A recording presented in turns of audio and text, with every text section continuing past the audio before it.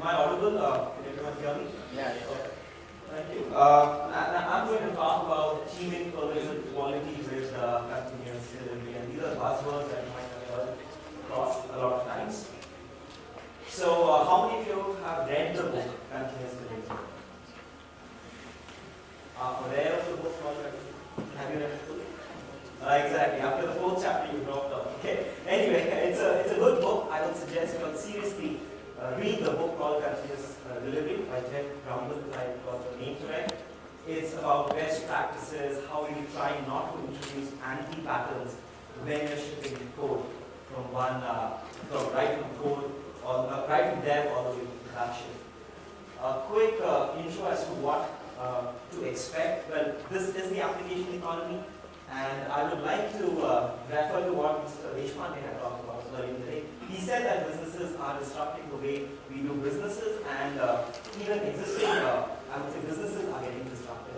And I think he did mention Airbnb and then Uber, and there's so many things. Uber is at the end of the day just a mobile app, yet it's disrupted the entire taxi industry all across the globe, right? Whether you're talking about Seoul, whether you're talking about here in Pune, New Delhi, all the way to New York and Los Angeles. Few words why application economy is so important, why software is so important. Mark Anderson, you might be familiar with this word, with the sentence about software changing the world, it's eating the world rather. And this statistic, I'm not sure if it's visible that way, is very important because this talks about 50% of all transactions that are going through web APIs. Most of the business-to-business collaboration is all going to be API-driven. So, which brings us to the case that every company is now becoming a technology company. And every business is a digital business. And think about it, how things are changing. Think about how you access your bank's services, and it's what they call as omni-channel. The omni-channel experience is immense. I mean, you can access your bank nowadays through Twitter, Facebook, WhatsApp, video calling, I don't know what, because even the banks know, and the other industries as well know that they need to disrupt themselves in order to reach their customers as seamlessly as possible. And that is what at the root of what digital transformation is all about. And when we talk about the SDLC, how do we achieve digital transformation is in the SDLC. That's why continuous delivery really comes about. Because we're talking about eliminating constraints and dependencies that developers and testers might have. It's about delivering software as fast as possible. So that's the new paradigm of DevOps testing, right? Testing is no longer an event, and you're doing releases, probably hundreds of them every day. That's changed. Typically, people used to do a release in a month or so. That's changed. Okay, and finally, delivering and creating exceptional customer value. So we have to see how application delivery is now when we talk about most enterprises and how chaotic it is, and really what are those challenges. So we see that in the dev side, what are the typical challenges, irrespective of whether you're doing waterfall, agile, doesn't really matter. What are your challenges? What are the developers and testers' challenges? They say that things are being set up, environments are being set up, yet they change so fast, I do not have access to what I want to while I'm doing my testing. Okay, so that becomes a major challenge. Constrained environments. How many of you all have seen an absolutely perfectly well test environment and which you've been happy with? Raise hands. None. And that's true not just in India, that's true all across the world. No one is happy with their testing environments because they're never ever enough. And that's really what the constrained environments are all about. You want to throw a lot of load on your ERP system? Not allowed. Why? Because those systems cannot scale, they cannot, no production guy is going to allow you to do performance testing against his production environment. These are constrained environments. And all of this, while you're shipping code, when you're doing testing, defects add on. Because you have to kind of extrapolate a lot of data and then move on when you're doing testing. When we come into the testing, QA, pre-production phases, and we see there are more defects and there's more delay. Is this clear? Slides slightly clear? Okay, so this is the QA environment, that's the pre-production environment. You're moving through different functional UI testing and shipping code essentially. Okay, what I want you to take note about is this the challenges. Right? There's too much of manual testing, too little testing, too late in the cycle. And I think a few of the speakers earlier also talked about testing being an event, which it should not be. Testing becoming a part of development itself. Okay, why do we get development? Writing a test case as well. So that's another challenge. Again, a very big challenge over here that we see is data. Where do I get data from? Okay, I need to test my systems. I don't have test data. What's the shortcut that people use? They say, okay, why don't you make a copy of production data? Is that allowed? Not always, right? And test 1, 2, 3 username password is not a valid data, right? So you will get proper testing. Then when we try to deliver software across these environments and we need change requests, we need change approval modes, we realize there are so many tools. There's it depends on you. Whether you want to use Hudson, Jenkins, TFS, if you're doing .NET. These are the CI systems. Everyone loves their own SCM system, whether it's Git, whether it's SCM or the SVN subversion, all of that. And you have to tie all of these with your service test. You have to tie it with your sanity check system, whatever it might be. You might just be running multi-setting instance. Doesn't matter. So many tools over there. And what happens is when you're delivering this software, you fall back a lot on scripting. Scripts break. You don't know. People leave. That becomes a major challenge of maintaining the, I would say, of who maintains the knowledge of how a script really works.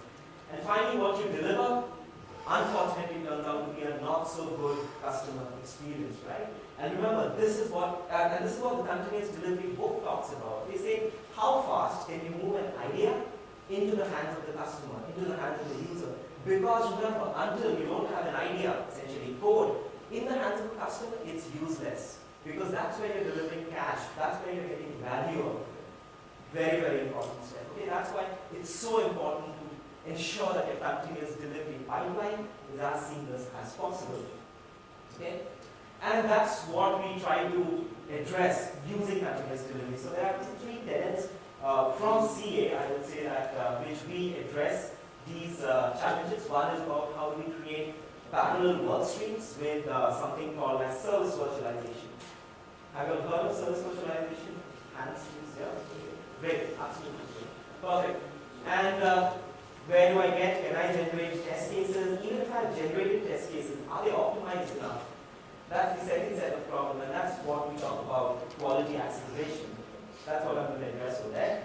And finally, it's about end-to-end automation, ensuring that whatever we are delivering is fast, is seamless. It's better to fail fast rather than deliver slowly. You must have heard this throughout the day or even otherwise. And that's, as you can see in the animation, what we're talking about is reducing this wait time that is associated. A lot of wait time is associated with environments being not ready, waiting for people to come up, a mainframe being outside the access hours. All of these are major challenges. And that's really what continuous delivery is going to address. And I'll talk about these 3 pillars through which we have 3 different technologies and how we address this. So let's talk about parallel work streams. Okay? As I said, it's very important for you to deliver an idea into the hands of the customer. Now what happens over here, when you start coding, when you start developing whatever module there may be, you face difficulties with integration, or you have to, typically people tend to mock or stub things out. Those are challenging because they're never dynamic, they're never extensible, and they don't scale. Okay? That's where something like service virtualization comes into the picture and helps you really create more realistic behavior, actually simulate these constraint systems. Now this constraint system could be anything. It could be an SAP environment, it could be a mainframe, it could be a payment gateway for which you have to pay money. In fact, I think I met few people with whom I worked earlier, and over there we had virtualized Salesforce.com, the cloud itself, because for them Salesforce.com was a major money churn, which they decided to virtualize. And yes, you can quickly create, edit, and deploy virtual services, and also manage virtualized APIs. Nowadays, you see that a lot of the integration is driven through APIs. Can you virtualize these? You may not have access to all these APIs. Can you virtualize it? And typically, this gateway helps you. API management gateway helps you really work out who access to it. Very interesting thing, this combination of the API management layer and the virtual service is being implemented in the government, in the government of India by one of our partners who's sitting right over here. Okay, I'll probably not name them, but it's a very, very interesting use case. Yes? Is Docker something? No, this is not something Docker. Docker is something very, very different. That's containerization. You code, ensure that the environment that you have is similar to what the other person is getting. Lighter than the VM and all. In my opinion, Dockers are not going to be used by a lot of people, they're going to be abused by a lot of people. Because Docker says that you just should have one process per container. I'm sure a lot of people are going to use that. Okay, so anyway, I'll talk about containerization a bit later as well. But yeah, this is what service virtualization is. That's virtualizing live services, production services which are beyond your control. Okay? And that's really how we eliminate dependencies. Okay, great. A lot of PPT. Now, how does it really work? Yeah? I'm sure all of you really want to see how it really works. So I've got a use case from a bank over here in India for whom we did this. And slightly simplistic, yes, but this is what a typical mobile banking app looks like and how it integrates with the backend services. So at the backend, you have things like core banking, payment gateways, fraud management system, and as you can see, all of them are integrating, calling each of these services using different data and network protocols. Okay, you might be calling using ISO 8583, which is essentially a payment data protocol. Now, when we were doing this, what the challenge that the bank faced was, and also you have this entire ecosystem of partners which hit them, which provide these services, which for whom you can, let's say, buy tickets on IRCTC and things like that using the mobile app. So when they were developing this, so over here in the context of the SUT, system under test, this is what the system under test is. It needs to fall back on the FlexCube core banking system. Was that accessible all the time? Never. Okay, when I was over there, in fact, I had to wait 2 days just to do some recording, to create virtual services because environments were never stable enough. Okay, so and that's really where, that's the use case where we use service virtualization. And really, these are the benefits. So as you can see, we can, for this SUT, it can now test as much as they want, do a lot of performance testing against all these systems because the SUT has to throw the load back to these systems. Does this make sense? Yeah. Perfect. Okay, so that's one of the customers we cannot name. We can name this customer because I'm sure a lot of you have bought shoes from Nike itself, right? So what's so great about Nike and how did they leverage service virtualization? So there's a guy called Chris Satchel at Nike. He was hired as the chief digital officer. And his KRA was to create new business models, create new routes to market for Nike, and ensure that they can move beyond shoes and all of that. So they decided to come up with their own e-commerce platform. And they said, okay, let's create an e-commerce platform. But there was a difference in the e-commerce platform that it was going to be driven a lot through social media. All the best deals would be coming from Facebook, Instagram, Pinterest, and a lot of load would be coming on that e-commerce platform. So when they started building this platform, they realized, hey, they did not have a testing platform, they did not have proper pre-production environments. That became a challenge. And when they were throwing a lot of load, at the e-commerce platform, obviously you need to throw load back to these payment gateways, obviously, as well as these social networks. They used to block them after the first 10,000 API calls, which you might be familiar with. If you ever try to virtualize weather, channel.com, or whatever gives you, after the demo password expires, 10,000 calls and you're blocked out for 24 hours, which was not possible for them. So that's what they did. They decided to create these virtual services, test as much as they could. The net result, when they launched the e-commerce platform, their platform, even when they had a whole lot of load, they used to sell out within minutes and seconds actually. So they had more realistic testing than they could do through service virtualization. And that's really what Chris Satchel came up and said at one of our events. Okay, this is why I talked about, that's why I talked about digital transformation, and I said what Mr. Deshpande was talking about was very, very relevant about digital transformation, how it's disrupting a whole lot of businesses. Moving on, the next pillar of continuous delivery that I talked about was quality acceleration. Okay? And here, primarily we face manual testing again.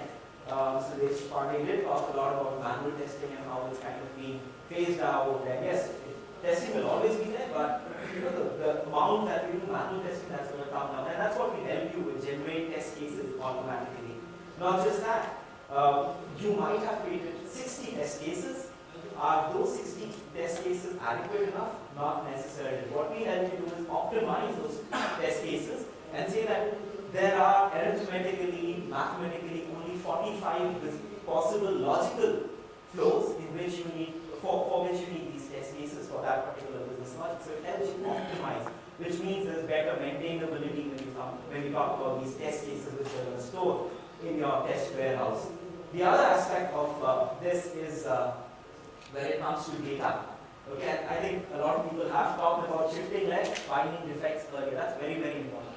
How easy is it to shift left, test early, test faster, and find defects earlier? Why? Because simple, they are easier to fix, they are cheaper to fix the earlier you find defects. So what we did was what we do with test data, and there might be places where you would want to pull in a lot of test data, and that test data may not be possible, or rather you want to pull in a lot of production data and use it for testing. Not allowed by a lot of people. SOX compliances and HIPAA compliances forbid you from doing that. You need to mask that production data.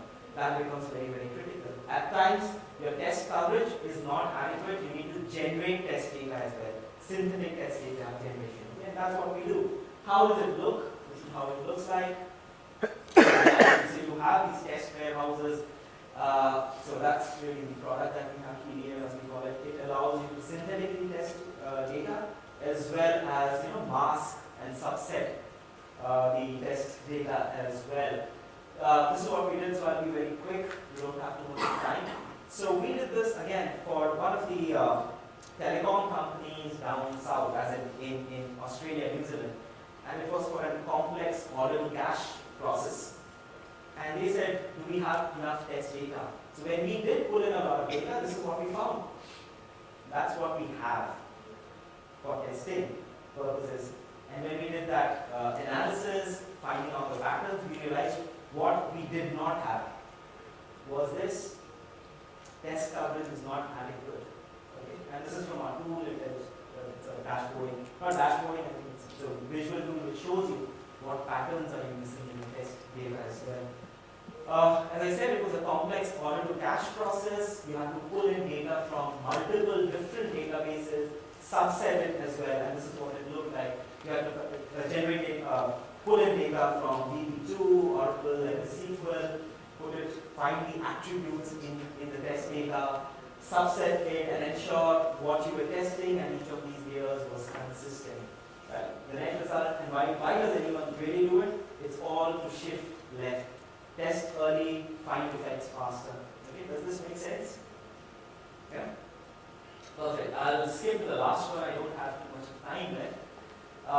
Finding end-to-end automation. This is around release automation, and we see a whole lot of tools, and everyone loves their own tools, right? I mean, they will say that we love Git, we love TFS. That's all what we're going to do. You integrate.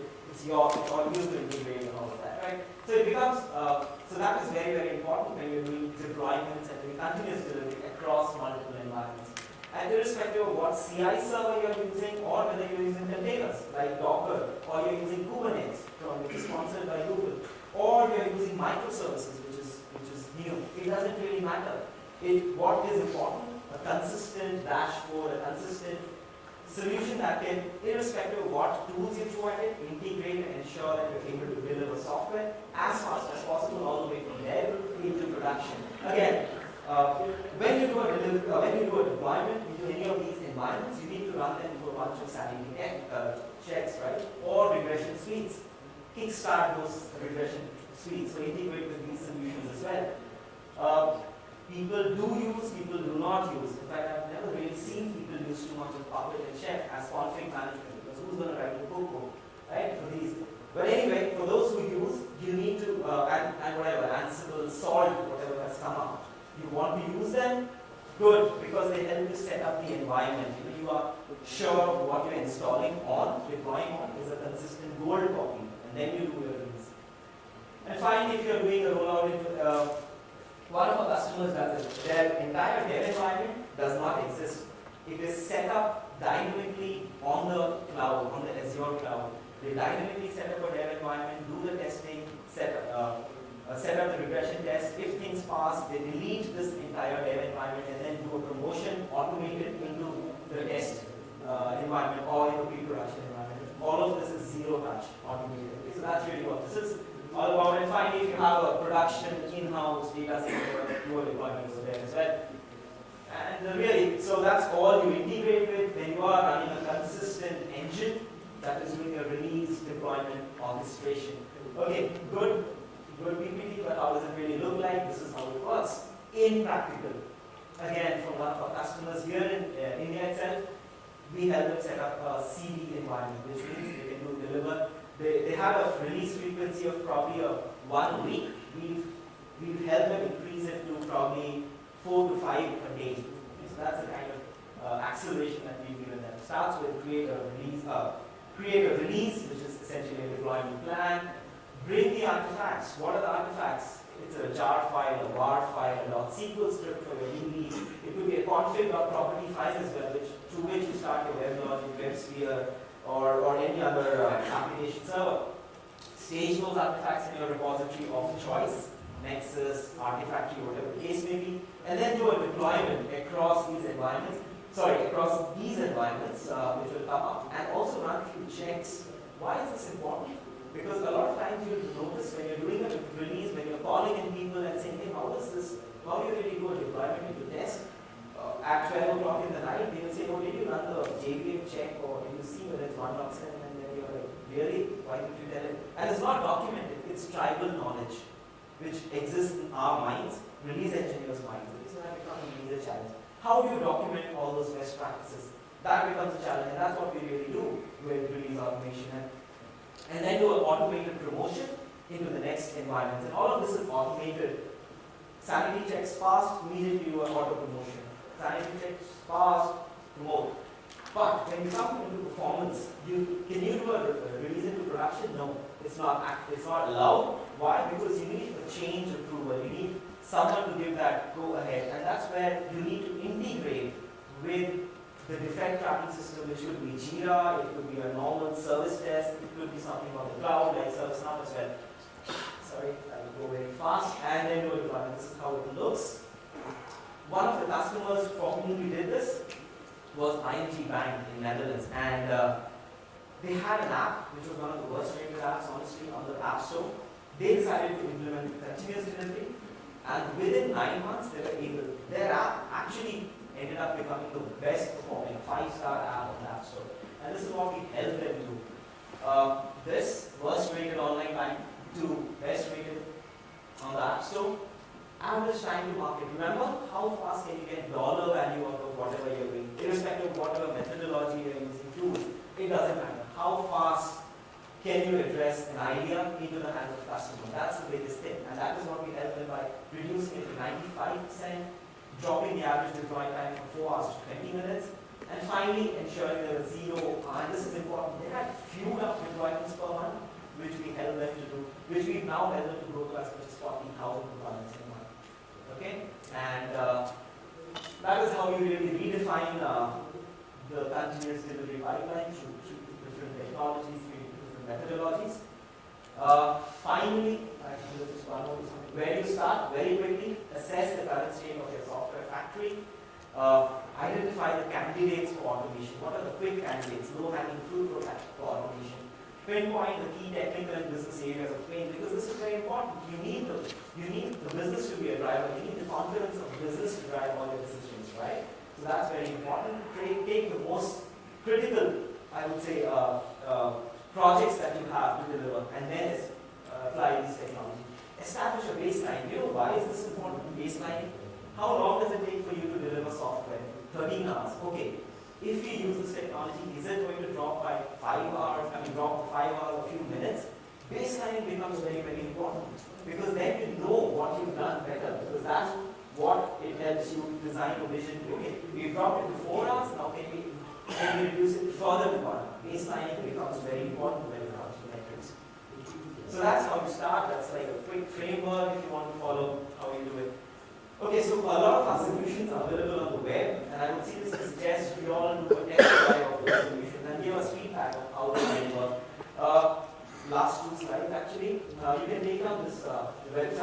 It's called vapi.ca.com, virtualapi.ca.com actually. So vapi.ca.com is a site where you can try service virtualization for free. Create your own virtual APIs, create your virtual services, REST, SOAP, whatever you want to do it, JSON, doesn't matter, create virtual services. vapi.ca.com, that's one of the sites. If you just need a GitHub account, sign in with GitHub and just start creating virtual services. The other side we have a project that you can actually fork is, okay, so definitely try out eapi.ca.com. The other one will be github.com/dev-solution/test-doubles. Another site for you to try out your virtual services, create virtual services free. And finally, if you want to generate test data synthetically, we have a trial as well. It's called Data Maker. It's from a product company called Grid Tools actually, which we had acquired some time back. It allows you to do test data management, subsetting, masking, and also synthetic test data generation. So that is the site for that. grid-tools.com/datamaker-free-try it. Free sites, please do try out these solutions and figure out how they are. And please do also provide feedback on whether they are helping you try business planning. Right, so I hope this helped you define what continuous delivery is all about, how does it work, what are the three pillars, parallel work streams, quality acceleration, and end-to-end automation to help you drive a consistent, coherent, seamless continuous delivery pipeline. These are my contacts. We also have a booth outside of this if you want to see a quick demo of how these things run. I'm more than happy to take you through. So we have a quick demo station outside as well. Looking forward to interact with all of you. Those are my contacts, pratik.singh@ca.com. Right? Thank you. You have been a very great audience since I've delayed you for lunch. Thanks a lot for your time. Thank you.